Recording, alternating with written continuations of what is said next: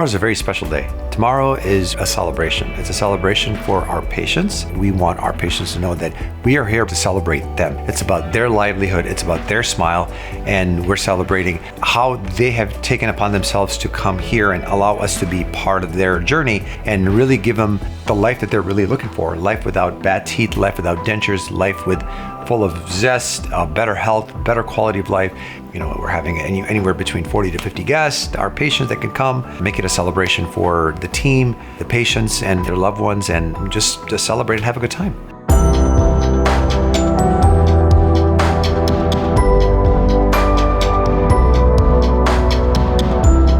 This is more about our way of appreciating our patients, that we appreciate what they've done. Our practice is where it is because of them and their referrals and their love and their commitment they've shown us. And this is our way of giving back. Thanks so much for coming. Appreciate all you guys having here. Appreciate my patients, everybody that came today, supported us, team members, doctors, friends, families. You're here because of you guys, but thank you. Please keep rocking.